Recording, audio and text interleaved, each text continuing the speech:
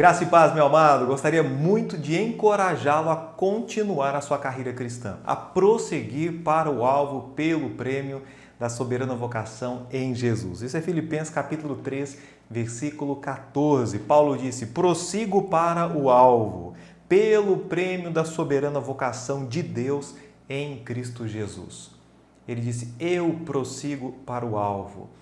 Então, para que isso aconteça, mesmo nos tempos difíceis, e acredito que por pior que sejam os dias agora, não eram tão difíceis como nos dias do apóstolo Paulo. Ele entendeu a sua responsabilidade e diz: prossigo para o alvo. Ele não se desculpou por causa da perseguição do Império Romano, não se desculpou por causa da perseguição dos judeus, dos religiosos fariseus, enfim. Ele disse: eu prossigo para o alvo, estou em busca do prêmio. Então, para você e para mim, da mesma forma, nós devemos repetir essa palavra: prossigo para o alvo, independentemente das circunstâncias, eu prossigo. E eu sou o autor da minha própria história, ou seja, eu sou o protagonista, eu sou responsável por mim mesmo. E o que vou dizer é algo óbvio: você é responsável por você. Então seja você o seu responsável. Não desculpe-se com a pandemia, não desculpe-se com qualquer outra coisa, talvez com a sua criação, com seus pais, seu contexto, estar no Brasil, pandemia. Eu sei que devemos fazer o nosso melhor dentro do contexto da época em que estamos vivendo. E Deus nos chama, Deus nos comissiona, e os grandes heróis, eles surgem em tempos de guerra, em tempos de dificuldade, não nas férias. Os heróis surgem em tempos de guerra. E o que nós estamos vivendo, francamente, parece muito com tempos de guerra. Então, que Deus levante heróis, homens e mulheres de fé que possam aí nortear o caminho para aqueles que estão desorientados, que estão perdidos, que estão sem esperança, que estão com crises de ansiedade, crises de pânico, para que em Jesus a glória de Deus refletindo em nós possa então ajudar essas pessoas a, primeiro, serem salvas e terem a vida eterna em Jesus, porque isso é o melhor. Sabemos que a morte, ela vem a todos e ela virá a você e a mim. Ela é imprevisível, ela não marca a hora. E quando ela vier, espero que você esteja preparado, que tenha Cristo como seu Salvador, que tenha 100%, não estou dizendo 98% de segurança não, mas 100% de segurança de que ao morrer, fechar os olhos aqui e abri-los no céu junto com Deus, junto com o Senhor Jesus Cristo. Isso é o mais importante. E depois, saber, uma vez que você é salvo, saber que você não está aqui à toa, que você não está na terra em vão. Há um propósito, há uma razão. E você compreendendo essa razão, você pode seguir e prosseguir para esse alvo. E assim ser abençoado, porque Deus o chamou, porque há uma vocação para você, para o cristão. Então, sabendo disso, devemos nos posicionar diante do chamado de Deus, diante das circunstâncias. Conta-se aqui de um jovem que disse que foi chamado por Deus para ser evangelista. Aí, durante um culto de domingo, certo jovem sentiu Deus lhe chamando para ser evangelista, para pregar o evangelho a muitas pessoas e a ganhar muitas almas para o reino de Deus. Ele, então, voltou para casa maravilhado por Deus ter lhe falado daquela maneira. Passaram-se os anos, na verdade, passaram-se algumas décadas e, desabafando frustração, perguntou ao pastor: e o meu chamado, pastor? Por que não se realizou na minha vida? Perguntou-lhe o pastor que passos ele tinha dado em direção ao objetivo que Deus lhe havia proposto. Você foi a um seminário ou a um instituto teológico? Não, respondeu ele. Você foi participar de um treinamento de evangelismo? Não, respondeu ele de novo. Você se envolveu com o departamento de missões ou evangelização da sua igreja? Não. Você passou a ler livros sobre evangelismo ou ler biografias de grandes evangelistas para saber como eles faziam?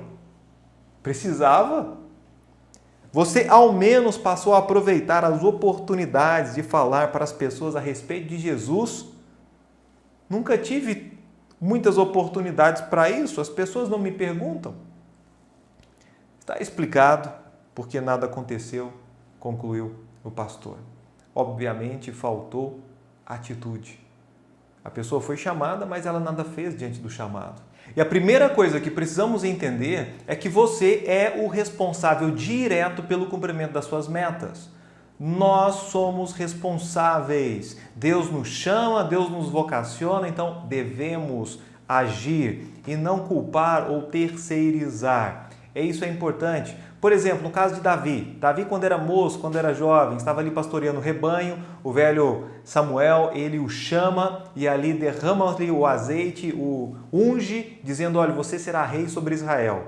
A partir de então, ele sabia que seria o rei e para ser um rei ele precisava ser corajoso, valoroso, até mesmo porque estará sempre em frente a combates, em meio a guerras e precisa ser um homem de pulso, um homem corajoso. E ali o que ele tinha talvez era a funda e ele já praticava a sua funda. Surgiu uma oportunidade e ele venceu um animal feroz como o leão, venceu um urso. E já se preparando, e como eu disse, os heróis nascem nos momentos de guerra, quando está ali Golias afrontando o exército de Deus, ele vem, ou seja, Davi ele aparece e ele consegue o prêmio. Ele entra e começa a fazer parte da família de Saul, da família real, casando-se com a sua filha. Enfim, ele foi aproveitando as oportunidades. Você deve aprender a aproveitar as oportunidades nos momentos de crise. Ou seja, aprenda, sempre busque o lado positivo, do pior. Se você encontra um lixão, você pode dizer, mas que odor, que cheiro horrível, aqui temos moscas, ratos, baratas. Outra pessoa vai encontrar ali é lugar de encontrar recicláveis, dali eu vou tirar dinheiro, dali eu vou sustentar uma casa. Isso depende, tem o lado bom e você pega o lado bom e rejeita o lado ruim. Aproveite, lembre-se, você é o responsável pelas suas metas ou pelo cumprimento delas. E em segundo lugar, não deixe a vida te levar. Isso não existe. Deixa a vida te levar. Não faça isso. Isso é como a loucura de uma pessoa dirigindo um carro a 80 por hora e ele simplesmente tira as mãos do volante e deixa. E pronto, o carro vai ficar desgovernado, ele vai bater na primeira curva. É impossível, o primeiro poste que aparecer. Precisamos estar no controle. Ou como alguém que tem uma lancha, está com um barco a motor, está ali segurando no meio do mar e abre mão e deixa o barquinho ir desgovernado. A pessoa vai ficar perdida, o combustível vai acabar no meio do mar. Tem gente que age com a própria vida dessa forma, sabe? Não dá a mínima, está aí andando e sem plano, sem metas, sem mensurá-las. Enfim, é uma vida fadada ao caos. Depois você está velho, o tempo passou e você não sabe que tudo deu errado, porque as coisas não aconteceram como você queria, simplesmente porque você não tomou atitude. Você deixou a vida levar. Do jeito que tocar a música eu vou dançar. Mas não é assim que funciona. Por favor, se você não segurar o volante, se você não tomar frente ali da sua vida, alguém vai fazer por você. Que talvez você será doutrinado, talvez por uma cosmovisão política, talvez pela mídia, alguma coisa ou alguém vai dominá-lo. E até mesmo nós podemos entender que Satanás ele cumpre um plano ideal, porque ele quer dominar sobre o homem. A Bíblia diz que devemos nos libertar dos laços de Satanás através da verdade que há em Jesus Cristo, porque ele domina, porque ele o coloca sob o jugo da servidão. E nós não queremos isso. Pelo menos você não deveria querer. Então não permita que isso aconteça. Você deve ser inteligente o suficiente para tomar os passos de acordo com a Bíblia, para ser prudente, para ser bem-sucedido, para ter uma consciência tranquila. Nada melhor, uma boa noite de sono com uma consciência tranquila sendo o seu travesseiro. E isso porque você está segurando ali o volante e caminhando no caminho que é Jesus Cristo. Ele disse, eu sou o caminho, eu sou a verdade, eu sou a vida. Ninguém vai chegar ao Pai se não for por Jesus. Então você sabe, existem dois caminhos. Se você deixar o carro desgovernado, ele vai para esse caminho maior, vai para esse caminho mais fácil. Mas precisamos colocá-lo ali no caminho estreito, apertado, porque ele que conduz a vida. Esse é o caminho que é Jesus Cristo. E em terceiro lugar, proteja a sua vida, planeja. Você deve fazer um projeto da sua vida. É claro que quem confirma os passos é o Senhor, mas deve haver um planejamento. A Bíblia diz em Jó, capítulo 22, versículo 28, Determinarás tu algum negócio e ser-te-á firme, e a luz brilhante ou brilhará em teus caminhos. Você vai determinar algum negócio, deve ser firme, constante. Não uma pessoa muito flexível, folha de bananeira, como alguns dizem, que vira para um lado e vira para o outro, depende muito do como o vento sopra. Mas tem que ser firme nos seus posicionamentos, nas suas convicções, na sua vida com Deus. Isso é importante para a saúde da sua vida, da sua família, para a sua comunhão com Deus. E pense no porquê. Fala, eu tenho um projeto, eu estou motivado a ser talvez o homem mais rico de Formiga. Fala, meus parabéns. Com qual objetivo? Por quê? Isso, sabe, tem alguma nobreza por trás disso, desse desejo, dessa vontade? Eu quero ser o melhor, ou o maior pastor. Tudo bem. E por trás disso, qual é a sua motivação? Será que é seu ego? Será que é seu egoísmo ou egocentrismo? Ou é a glória de Deus que está ali para ser manifesta, para ser revelada? Então, isso mostra muito de quem nós somos. Quais são os nossos desejos? Quais são as nossas aspirações? Para saber se, na verdade, elas são de Deus e não nossas. E nós simplesmente estamos aqui para realizar a vontade de Deus nas nossas vidas. E as nossas metas, aquilo que você traça para a sua vida, deve ser mensurável. Por exemplo, você diz, eu quero ser um marido melhor. Parabéns, as mulheres agradecem. Mas é meio abstrato isso. Como você será um marido melhor? Talvez você conversa com a sua esposa e ela precisa de ajuda na cozinha e você determina, 2 vezes ou 3 vezes por semana eu vou lavar a louça depois do almoço. Ótimo! E aí, se você faz isso, significa que você está cumprindo uma meta e se tornando um marido melhor dentro daquela área específica. Deve haver uma mensuração e não ficar simplesmente no abstrato. Serei um cristão melhor. Parabéns, mais espiritual. Mas de que forma você vai manifestar ou trabalhar nesse sentido? Você vai orar pelos missionários de uma forma que você não orava mais? Você terá um tempo de evangelismo? Você determinará entregar pelo menos um folheto contendo o plano da salvação para uma pessoa por dia? Então, você tem que mensurar, tem que fazer os cálculos e colocar em prática. Estamos em pandemia. O que pode ser feito no meio da pandemia? Como algumas pessoas estão se dando bem durante a pandemia e como outras pessoas estão totalmente atoladas em problemas. E pior, com crises tão grandes que estão desejando a morte, que não vão morrer nem por conta do coronavírus, vão morrer por conta de tentativas suicidas. Isso é o pior. E nós devemos ser fonte de luz aqui na Terra. Você deve estar brilhando, as pessoas precisam olhar para você e ver Jesus. E se isso não está acontecendo é porque há o pecado ofuscando a luz de Deus em nós. Então peça perdão dos seus pecados, busque uma reconciliação com Jesus Cristo, uma reconciliação com Deus, vá para frente, esqueça o passado, bola para frente, fazendo a vontade de Deus enquanto estamos respirando, enquanto temos lucidez para que o tempo aqui seja remindo o tempo por quanto os dias são maus. Devemos também, uma dica prática é escrever quais são os seus propósitos. No meio dessa pandemia, no tempo aí que eu estou em casa isolado, o que eu farei? Então escreva no papel, eu vou orar pelo menos meia hora por dia. Tá? Eu vou encorajar pessoas, eu vou usar o WhatsApp para encorajar pessoas, para falar do amor de Jesus. Gente que nunca ouviu de Jesus está mais aberta a ouvir de Jesus agora. Então aproveita essa oportunidade.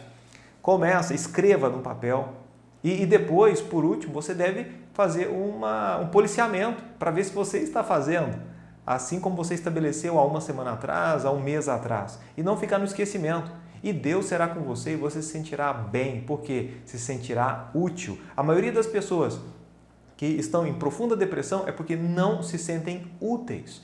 São pessoas que perderam a razão de viver, que tudo perdeu o brilho, que tudo ficou preto e branco.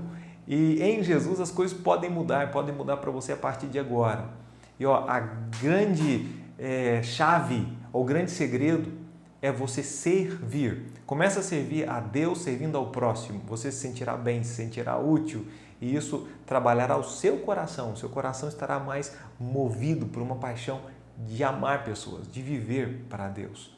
E, consequentemente, a depressão, aqueles pensamentos negativos e ruins, eles ficam em segundo, terceiro plano. Eu sei que vez e outra eles voltam por conta dessa carne maldita que temos, até que esse corpo seja glorificado. Mas meditando nas coisas de Deus e vivendo para Deus, servindo o próximo, é outra forma de pensar. É uma metanoia, é uma mudança de comportamento, é uma mudança de atitude. E que Deus possa abençoá-lo diante disso. Atingir metas é em grande parte um exercício de disciplina e também de perseverança. Tem que ter disciplina. Estou com vontade hoje, estou com uma preguiça para fazer exercício físico, para poder fazer a leitura de um livro, para ler a própria Bíblia, para ter um tempo de devocional com a família. Tem que ter disciplina. Aí vai ter que deixar a preguiça de lado. Se não mudar, o próximo sermão será sobre a preguiça, porque a preguiça segura muita gente de fazer grandes coisas para Deus. Não seja preguiçoso.